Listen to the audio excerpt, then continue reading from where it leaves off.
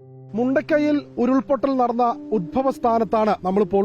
ഈ ദൃശ്യങ്ങളിൽ കാണാം, മുൻപ് ഇവിടെ ഒരു ചെറിയ നീർച്ചാലുണ്ടായിരുന്നു, മുകൾ ഭാഗത്തായി ചെറിയൊരു വെള്ളച്ചാട്ടം ഉണ്ടായിരുന്നു. എന്നാൽ ഈ കഴിഞ്ഞ ദിവസങ്ങളിൽ പെയ്ത കനത്ത മഴയെ തുടർന്നാണ് ഈ ഭാഗത്ത് വലിയ തോതിലുള്ള ഉരുൾപൊട്ടലുണ്ടായത്.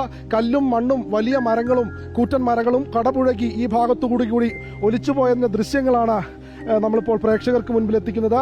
അതായത് ഈ കുന്നിന് മുകൾ ഭാഗത്ത് നിന്ന് ചെറിയൊരു വെള്ളച്ചാട്ടം ഉണ്ടായിരുന്നു.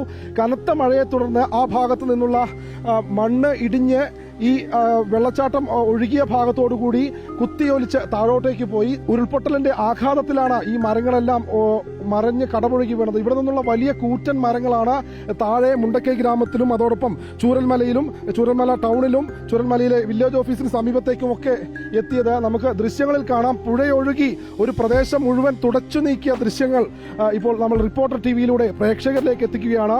ഇപ്പോൾ ഒരു ഗതിമാറി ഒഴുകിയ പുതിയ ഒരു പുഴയുടെ ദൃശ്യമാണിത്. ഈ കുന്നിന് അപ്പുറത്ത്, അതായത് ഈ കുന്നിന് മറുവശത്തായി കോഴിക്കോട് ജില്ലയിലെ ആനക്കാംപൊയിൽ മുത്തപ്പൻ പുഴ എന്ന പ്രദേശമാണ്. നമ്മളിപ്പോൾ നിൽക്കുന്നത് ഈ പുഞ്ചിരിമട്ടം മേഖലയ്ക്ക് മുകൾ ഭാഗത്തുള്ള ഈ ദുരന്ത സ്ഥലത്തിന്റെ ഉദ്ഭവ സ്ഥലത്താണ്. എനിക്ക് എന്റെ ഇടതുവശത്തായി കാണുന്ന പ്രദേശം എന്ന് പറയുന്നത് ഒരു ഏലത്തോട്ടം എസ്റ്റേറ്റ് ആണ്. മുൻപ് സിനിമാ താരം മോഹൻലാലിന്റെ ഉടമസ്ഥതയിലായിരുന്നു എന്ന് പ്രദേശവാസികൾ പറയുന്നുണ്ട്. ഇപ്പോൾ മറ്റാരോ കൈവശം വെച്ചിരിക്കുന്ന ഒരു പ്രദേശമാണ്, ഒരു റിസോർട്ട് മേഖലയാണ്, ഏലത്തോട്ടം ഉള്ള പ്രദേശമാണ്. ആ ഭാഗത്തിന് നടുക്കായാണ് ഇത്തരത്തിൽ വലിയ തോതിലുള്ള ഈ ഉരുൾപൊട്ടലുണ്ടായത്. നമുക്ക് ദൃശ്യങ്ങളിൽ തന്നെ വ്യക്തമാണ്. വലിയ മരങ്ങൾ, വലിയ പടുകൂറ്റൻ മരങ്ങൾ ഈ ദുരന്തത്തിന്റെ ആഘാതത്തിൽ മറിഞ്ഞു വീണിരിക്കുന്നു, ഒടിഞ്ഞു വീണ് കിടക്കുന്ന ദൃശ്യങ്ങൾ. മാത്രമല്ല വലിയ പാറക്കെട്ടുകൾ, വലിയ മരങ്ങൾക്കൊപ്പം വലിയ പാറക്കല്ലുകളും ഈ ഭാഗത്തേക്ക് എത്തിയിട്ടുണ്ട്.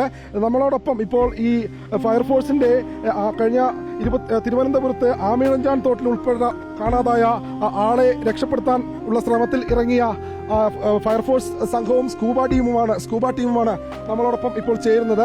അവരാണ് നമുക്ക് ഇത്തരത്തിൽ ഒരു സുരക്ഷാ മുൻകരുതലുകൾ ഒരുക്കി ഈ ഭാഗത്തേക്ക് ഇറക്കാനുള്ള സഹായങ്ങൾ ചെയ്തത്. ഏതായാലും നമുക്ക് ദൃശ്യങ്ങളിൽ തന്നെ വളരെ വ്യക്തമാണ്. മുകൾ ഭാഗത്ത് വലിയ തോതിൽ കോടമഞ്ഞുണ്ട്. ആ കോടമഞ്ഞിന്റെ ആ ഭാഗത്ത് നിന്നാണ് ഈ ഉരുൾപൊട്ടൽ ഉണ്ടായത്. ആ ഉരുൾപൊട്ടൽ ഉണ്ടായി അവിടെ നിന്ന് വലിയ പാറക്കെട്ട് ഇതുവഴി താഴോട്ടേക്ക് ഒലിച്ചു പോവുകയായിരുന്നു. ഇവിടെ നിന്ന് ഇപ്പോൾ നമുക്ക് ദൃശ്യങ്ങളിൽ 2 വെള്ളച്ചാട്ടങ്ങൾ ഒരുമിച്ച് കൂടി ഇവിടെ നിന്ന് ഒഴുകിപ്പോകുന്നതും കാണാം. വരുന്ന വഴികളിലെല്ലാം തന്നെ വീടുകൾ തകർന്നു കിടക്കുന്നു, വീടുകൾ നാമാവശേഷമായി കിടക്കുകയാണ്. അവിടെയുള്ള ആദിവാസി വിഭാഗത്തിൽപ്പെട്ട ആളുകളെയെല്ലാം നേരത്തെ തന്നെ ക്യാമ്പുകളിലേക്ക് മാറ്റിയിട്ടുണ്ട്. അതിനിടയിലാണ് ഇത്തരത്തിൽ ഒരു രാത്രിയിൽ പെയ്ത കനത്ത മഴയെ തുടർന്ന് ഒരു ഉരുൾപൊട്ടലുണ്ടായത്. ഏതായാലും വളരെ ശ്രമകരമായ ഒരു കാര്യം തന്നെയാണ്. വളരെ ഒരു നാടിനെ ഒന്നാകെ സങ്കടത്തിലാഴ്ത്തുന്ന ഒരു ഉരുൾപൊട്ടലിനാണ് ഇപ്പോൾ വയനാട് സാക്ഷ്യം വഹിച്ചിട്ടുള്ളത്. ഈ ഭാഗത്തു നിന്നാണ് ഉരുൾപൊട്ടൽ ആരംഭിച്ചിട്ടുള്ളത്.